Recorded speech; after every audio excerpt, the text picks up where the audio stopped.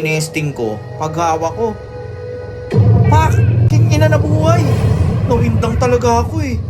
Ito guys, so hindi talaga makatulog yung asawa ko dyan, oh. Siyempre, hindi namin matanggap yung pagkawala ng anak namin. Tapos tumayo na naman siya. Ang hilig talaga mag-research nito. Ni-research niya kung anong gagawin niya.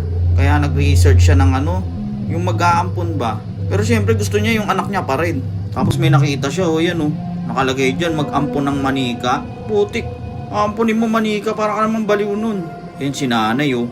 Ito, nag-oorasyon to si nanay. Yan gagi, kinausap talaga namin yan. Kinausap kami dalawa kung paano gagawin namin oh. Tapos kinuwento namin kung ano yung nangyari. Humingi kami ng tulong. Uy! Ano yan?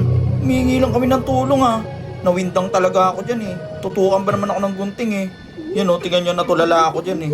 Tapos tinuloy na ni nanay yung kwento niya. Kung anong gagawin namin. Siyempre, inututo ko si nanay. Eh ako, sunod-sunuran lang din naman ako sa asawa ko. Siyempre kami, oo na lang ng oo. Baka mamaya tuloy niya yung gunting na tinutok niya eh. Tapos sinatak na yung asawa ko dyan. Parang namimersonal na yung matanda kasi. Eh, nung kampante lang si nanay oh. Eh, wala naman akong magawa. Pinilit ngayon ng asawa ko. Sabi niya, sana maibalik mo yung anak ko. Hindi na ako kumibo. Sige, palag na lang. Sabi ni nanay, sige, huwag kang mag-alala. Gagawin natin lahat ng mga kaya natin. Saka natakot din kami sa mata ni nanay. Eh no, tingin nyo, may katarata yan eh. Sabi niya, sige, gagawan ko ng paraan. Teka, halika. May ipapakita ko sa inyo. Ayan na, may pinakita na sa amin. Ayun nga, yung manika. Sumunod yung asawa ko. Ayan na, pinakita ni nanay. O, yun, ang kamukha din ng bata, oh. Eh, syempre, ako, go with the flow lang ako. Tapos si nanay, pinapahawakan niya sa akin yung manika. Eh, syempre, sa kagustuhan ko maibalik yung anak namin, ayan na, hahawakan ko na. Oh, dahan-dahan. Dahan-dahan lang, ha. Grabe, misteryoso yung manika, oh. Ayan na, sinasabi ko. Humangon mula sa pagkahimlay, yumakap. Putik na yan. Ay, may dayami pa, oh. Wala, totoo ba yan? Ang gara, meron palang ganyan. Namiss niya talaga yung anak niya, eh, oh. Naibalik yung mga ngiti sa kanyang mga mukha, eh. Ewan ko kung inuutulan kami nito ni nanay, eh. Ayan, ako naman, iba nakikita ko yan, umanika talaga nakikita ko. Sabi ko sa asawa ko, ano ka ba, nahihibang ka na ba? Siya tuloy lang yung yakap. Sabi ko, ano ba, bitaw mo na yan? Hindi yan totoo, imahinasyon mo lang yan. Ginaganon ko talaga siya. Yun, umanika lang talaga yung nakikita ko. Ayun, kinausap ako ni nanay, sabi niya, ngayon mo lang ulit nakita yung asawa mong ganyan, di ba?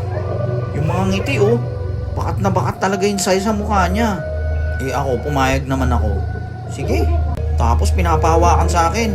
Yung manika, ano ko, hibang? Eh, tinesting ko. Paghawa ko. Pak! King ina na buhay! Nawindang talaga ako eh. Natakot ako, kinabahan ako. Totoo ba to? Itong matandang to, may kapangyarihan yata to eh. Ganun pala yun. Napaisip ako, sabi sa'yo, ayan oh. Talagang nagtaka ako. Ang dami kong tanong sa sarili ko. Sabi ko, ano nangyayari? Kasi, nag-iba na siya eh. Nagbago eh. Nawala yung atensyon eh, no? Delikado yan, Gar. Di mo na siya masyadong ramdam, no? Ang layo na sa dati eh. Oo, nandyan siya palagi. Pero parang walang gana, no? Oo, alam ko yan. Nawala yung sparks eh. Parang napansin mo, ikaw na lang yung lumalaban. Yung ipinaglalaban mo, kalaban na rin pala. Aray! Ano eh. Ganun talaga.